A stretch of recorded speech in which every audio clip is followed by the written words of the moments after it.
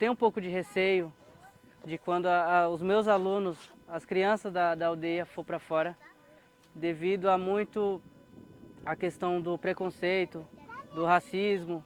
Isso tudo é um pouco difícil para nós indígenas lidar lá fora, porque a gente vem de uma cultura, de uma criação diferente. A gente já aprende a se comportar de uma forma diferente. Então, querendo ou não, lá fora a gente é visto um pouco como, por muitos, né? Não é todos, a gente se vê um pouco como estranhos, né?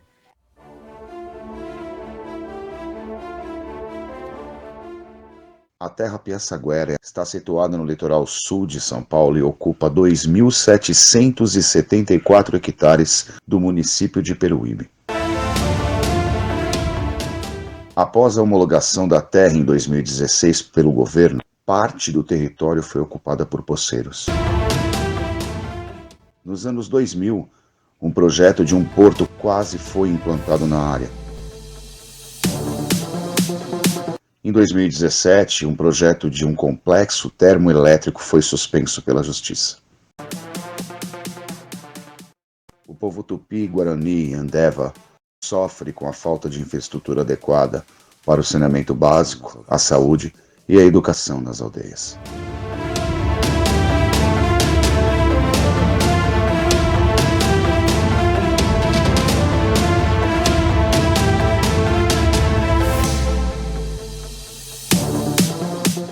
Nós temos muitas ameaças, né, da exploração imobiliária dos dois lados, né? Tanto Itanhaém quanto Peruíbe.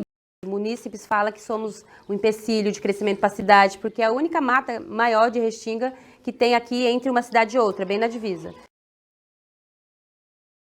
Então a gente ainda tem muito disso, porque é perto da praia.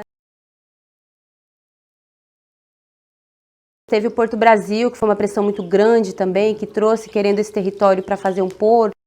A mineração que explorava esse território, que assim, eles passam pela rodovia e vê ali um verde, né, uma floresta verde, mas dentro desse território ele está muito ferido. E aí eles ainda se consideram donos. E aí sempre eles fazem reiteração de posse, reintegração de posse, e a gente sempre tem que estar mandando, e o pessoal aí, né, o Ministério Público e outras organizações nos ajudando a se defender.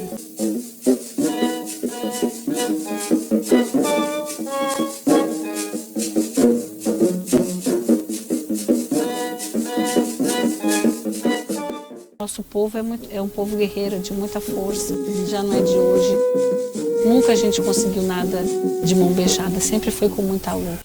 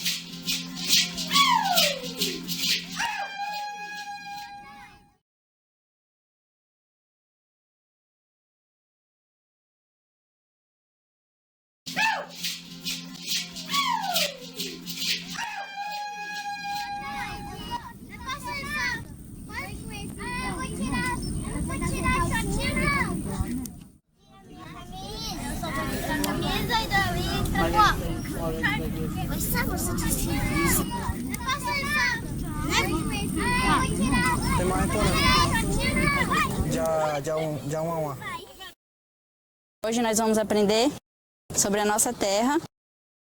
Vamos ver todo mundo aqui onde a gente está. Nós estamos bem aqui, ó, na lagoa. Consegue enxergar aqui? Não. Aqui, ó, bem aqui, ó.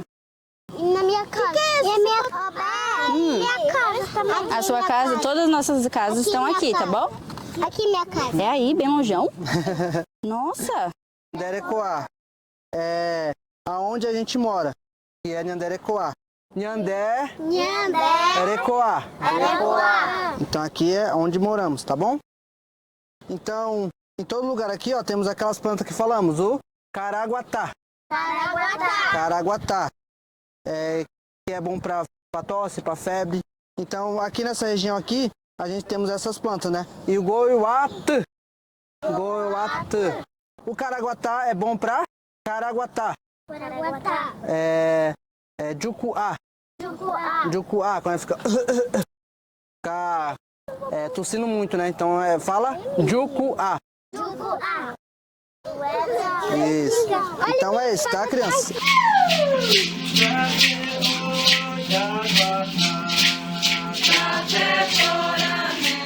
Sou o Benedito José, professor de Educação Básica 1, aqui no município de Peruíbe. Vou falar para vocês um pouco do meu início aqui no município, que foi para minha felicidade dentro de uma escola indígena.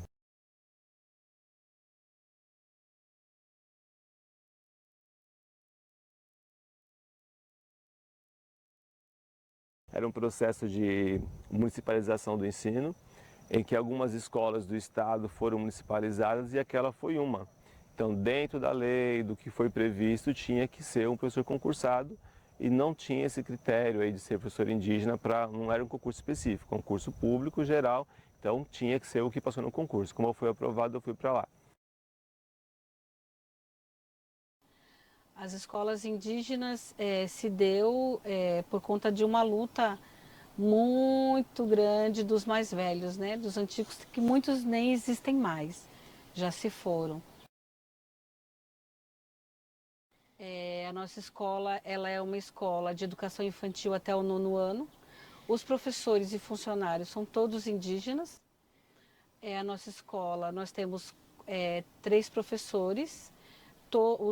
Tenho 2 professores formados em pedagogia, tenho um que está fazendo matemática, eu sou formada em letras e pedagogia e já atuei em sala de aula durante muitos anos. Há 2 anos eu estou como COI e as salas são multisseriadas, educação infantil, 1º, 2º, 3º e 4º ano. E de 5º ao 9º ano, tudo junto. Está se construindo uma escola diferenciada, porque nós temos ainda, né, guardiões da floresta, assim como os Tupi-Guarani, os Guarani, que fazem parte hoje do território, né, do estado de São Paulo, os Krenak, Caingangue, que estão numa retomada principalmente da língua mãe, né, que se perdeu muito. A língua é muito importante, porém aqui na aldeia Pessaguera, nós temos poucos falantes, né, da língua. Então, o professor indígena ele precisa ter esse critério de ser bilíngue, porque senão ele não dá conta de fazer essa recuperação. A gente vai juntando, um quebra-cabeça, a gente vai trabalhando com as crianças as frases, os animais, alguns cumprimentos, e a gente vai batendo nisso, e com isso a gente consegue avançar em muita coisa. Que houvesse uma educação diferenciada como suporte de trazer a língua de volta, de trazer as práticas de volta e fortalecer isso sem deixar, né, de usufruir das coisas que tem no mundo de hoje também, que é a tecnologia e outras coisas que, querendo ou não, cada vez mais avançam nas comunidades indígenas. O meu propósito ali era um só, era alfabetizar, ensinar as crianças, né, a ler, a escrever, produzir texto, resolver situações, problemas. E isso, na nossa formação, a gente tem que, para trabalhar essas coisas, tem que trabalhar a cultura local, a identidade das famílias, né? Isso para mim foi um grande desafio, porque eu não tinha vivência dentro de escola indígena. Eu não tinha conhecimento de cultura indígena, de dança, de tradição mesmo. O que a gente tem é uma coisa muito genérica que é vista em livros. E a gente sabe que os indígenas não é um grupo só, são vários, então cada um tem sua identidade. Isso eu aprendi ali. Porém, tem outras coisas também. Tem o artesanato, que tem família que faz, tem algumas famílias que não fazem. Vai para o mato, o que é um cipó, o que é uma timbopeva, o que é uma taquara, qual a época certa de colher, como colher, o que fazer, como fazer para não terminar, não ter mais. Tudo isso faz parte da nossa cultura. Era um grupo só. Então era um grupo só, de 1ª série à 4ª série. Então, olha, 2 grandes desafios, né? Você trabalhar com uma cultura que você não conhece, que tem que valorizar aquela cultura, tem que mostrar a importância dela e dentro de uma sala que tinha que alfabetizar e produzir textos já. Nós, os professores, a gente luta para isso, porém não é fácil. Não é fácil por conta do nosso material didático, da nossa cultura. Eu procurava chamar os pais das crianças para vir ali na escola ensinar o nome de um instrumento, ensinar a fazer uma flauta, ensinar a fazer um arco. Então as famílias vinham até a sala de aula e ensinavam para as crianças para ter essa experiência prática, uma forma de valorizar a cultura. Sim, os pais sempre estão presentes junto com a gente, tanto no planejamento como nas tarefas. A escola é aberta, né? Os pais podem entrar a hora que eles quiserem dentro da sala de aula, acompanhar uma aula, dar sugestões. A gente sempre está aberto a isso. A gente não fica fechado naquela, como lá fora, né? Que é aquele quadradinho, um atrás do outro. Aqui não. Aqui eles dão aula aqui fora, vão até a praia, uma aula de ciências. Ensinar as crianças também a nossa cultura, a nossa língua, a valorização da terra, por que somos diferentes, qual é a nossa diferença, não somos melhores e nem piores que ninguém, apenas temos a nossa cultura, né, e a nossa língua tradicional, que é o Tupi-Guarani. Então, esse é o nosso trabalho na escola, ajudar junto com os pais, que a comunidade também sempre está junto conosco, para tanto ajudar na escola como em casa, na língua, na cultura, fortalecimento. Então essa base é muito importante para que os professores indígenas hoje trabalhem nessa linha, né, de fazer, né, de forma mais eficaz o fortalecimento da sua própria identidade. As aulas são planejadas assim, porque a criança fica muito ocioso dentro da sala de aula e cansa também, né?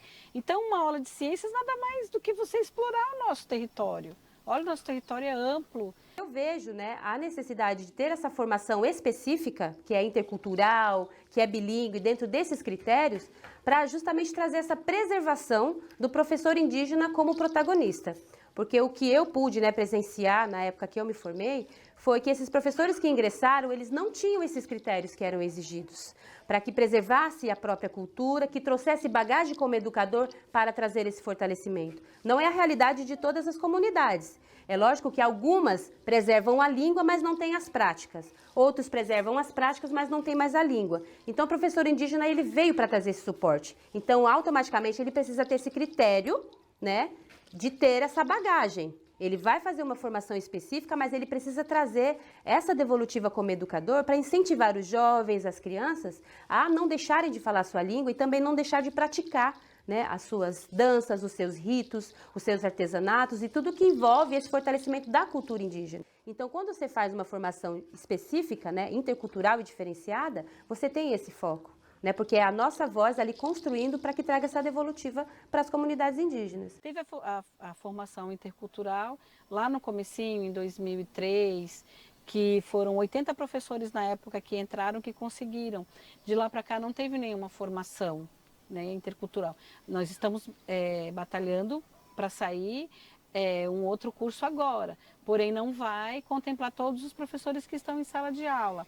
E muitos já foram, como nós aqui, procuramos a faculdade para formação, até para a gente conseguir acompanhar o currículo do Estado e outras coisas mais. Então o professor, ele é constante, não tem, o nosso horário não é cumprir as 5 horas de aula, pegar a mochila e ir embora. Muitas vezes a gente fica o dia inteiro, quando tem algum evento cultural a gente fica muito tempo aqui. Quando tem uma roda de conversa à noite em volta da fogueira, nós ficamos juntos também. Então nós encaramos a tecnologia e tudo que entra, né, dessa forma, como forma de aprendizado. Então a gente está trazendo essas ferramentas para que as crianças entendam que eles podem fortalecer quem eles são, a língua, a cultura e todo o seu, né, toda a sua identidade fortalecida, sem deixar de ter um celular que hoje está na mão de todo mundo, né?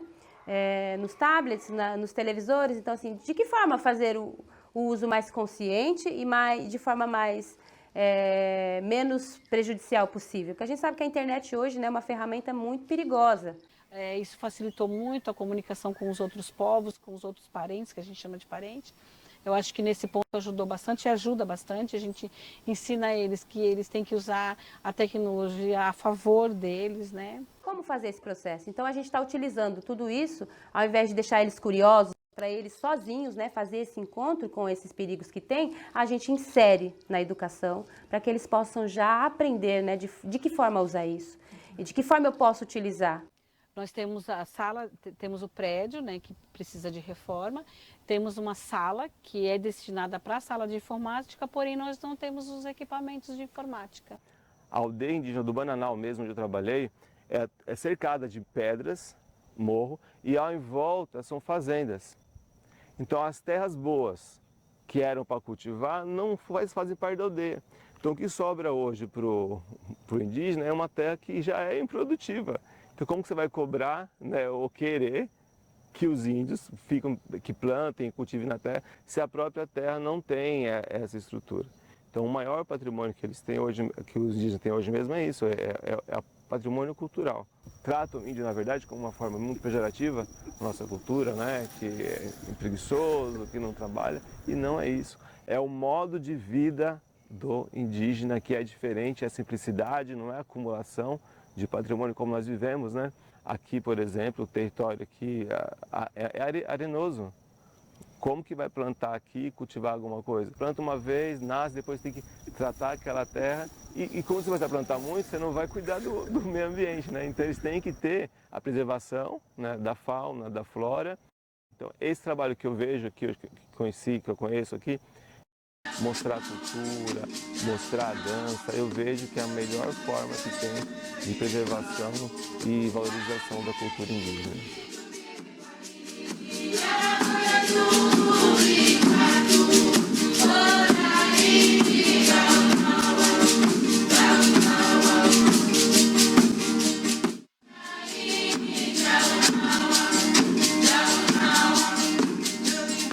É uma forma de sobrevivência, né? Não vamos dizer que não é um espetáculo, na verdade, aquilo.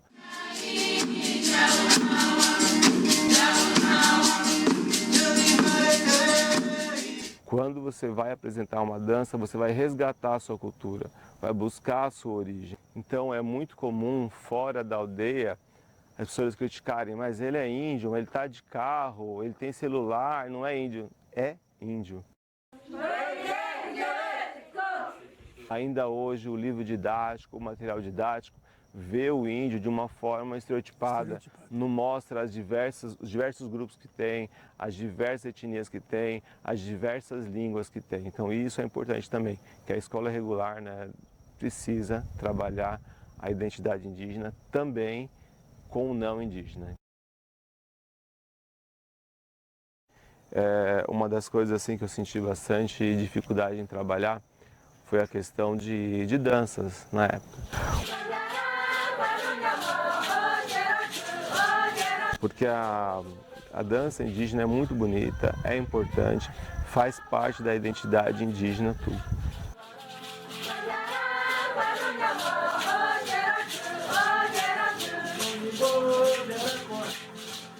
Uma igreja tinha um espaço físico que tinha as orações e tudo, e aquilo limitava um pouco essa expressão, que é a dança, né? Quando uma criança não queria, o pai não deixava, a gente não dançava. E tinha situação assim de criança que eu via, que estava querendo dançar, querendo fazer, e ficava bem quietinha, eu via só, sabe, a perninha mexendo, o pezinho mexendo. Quando eu pedia para as crianças cantarem músicas que elas conheciam, músicas indígenas, uma das músicas que elas mais cantavam era uma música da igreja. Então a igreja pegava um louvor, né, traduzia, passava para a língua indígena e as crianças aprendiam ali. Então também era uma forma até de conquistar, né? Conquistar os indígenas a partir da linguagem dele, do que tinha de comum. Esse é um corinho, vou cantar. Pode cantar? Se o indígena ele não quer seguir a religião indígena, ele tem todo o direito, como qualquer pessoa tem. Terecoto painho peonhon, terecoto painho peonhon, che atanhon de jareconuampu, terecoto painho peonhon. Em Guarani, no português, né, que precisa transmitir no português, diz assim. O que a gente trabalha é o seguinte, a importância da identidade dele, do indígena, para ele se reconhecer, se valorizar e andar com a cabeça erguida sendo indígena. A vida é Jesus. A vida é Jesus. Eu vou morar lá no céu, porque a vida é Jesus. Obrigado. Aqui, especificamente, eram os mesmos Tupinambá, Tupiniquins, que eram aqui o povo litorâneo, né? Até porque o nosso povo era povo nômade. Então, assim, era quilômetros e quilômetros caminhando. E aí eles chamavam aqui de Piaçaguera, porque aqui era uma passagem onde eles paravam, tinha alimento, né? Tinha ali o mar. É importante que se faça essa desintrusão, né?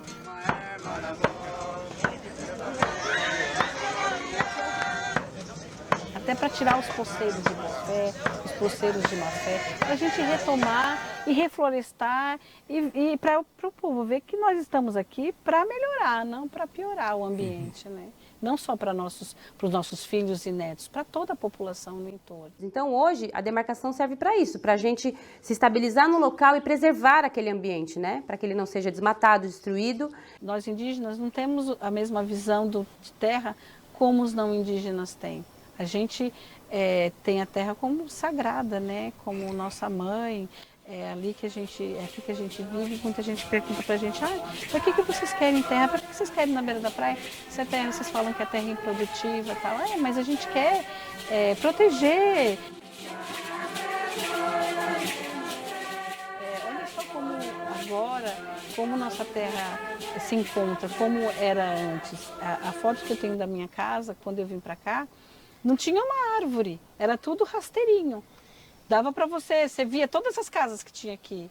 Então, depois de anos, a gente conseguiu que, né, voltasse tudo, as árvores nativas, os pássaros, os animais já estão percorrendo a área. Aqui a gente não caça, a gente não tem estilingue, as crianças não fazem armadilha, não fazem arapuca, exatamente para eles voltarem, né? Estão voltando tucano, papagaio. Então, são coisas que a gente vai ensinando para as crianças a importância de não desmatar. Hoje temos 12 aldeias. Então, para que não saia construindo um monte de escola por conta de estrutura e de muita coisa, foram feitas salas de extensão, que chamamos de sala vinculada. Então, existe uma escola mãe, que é na Piaçaguera, e salas que são vinculadas a ela. Essa, da aldeia Tabaçu, é uma delas. As crianças prestam tanta atenção no que a gente fala em sala de aula, que eles acabam brigando com os pais. Se derrubar uma árvore, exemplo, se mexer numa árvore, eles já correm contar, meu pai cortou uma árvore, meu pai fez isso. E eles mesmos falam, não pode fazer isso, não pode matar passarinho. Eles sabem que a gente fala muito isso por conta da preservação mesmo, né? Porque quando a gente veio para cá não tinha nada e agora está tudo ressurgindo. Muitos professores regaçaram as mangas e foram encarar uma faculdade, como eu, como outros aqui. Agora tem algumas bolsas para professores que querem mesmo fazer a faculdade, tem muitos que querem, outros estão um pouquinho assim, outros também moram muito longe da cidade, tem que andar quilômetros a pé, a condução, é toda uma problemática. Vocês viram aqui como que é a estrada. Eu chegava na pista 00:30 da faculdade, eu entrava esse caminho muitas vezes a pé até a minha casa, mas o Estado já foi claro. Os professores têm que ter formação, senão não vão continuar. Então, as escolas indígenas que têm ensino médio, que não tem o professor indígena formado, no meu caso eu sou formada em língua portuguesa, eu poderia dar aula em língua portuguesa, porém não tem um professor de química, de física, de outros segmentos não tem. Porque nós temos aí mais de 280, né, povos diferentes hoje que se autorreconheceram. E o governo não dá conta, né? As organizações não dão conta de entender cada uma, porque cada uma tem sua língua, sua especificidade. Então ainda é um processo ainda de construção.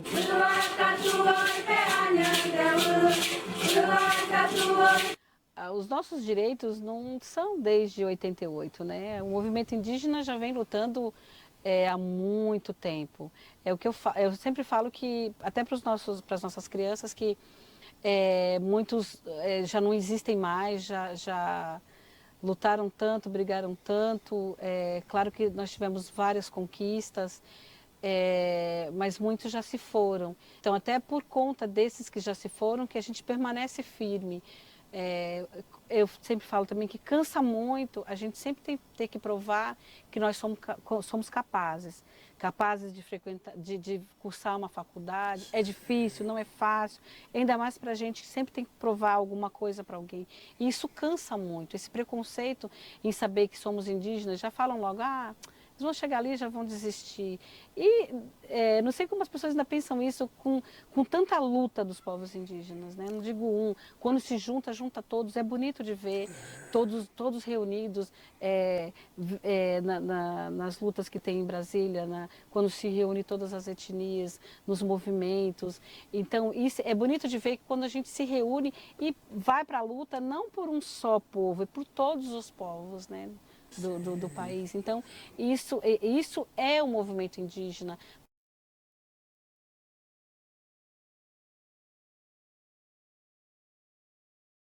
Hoje o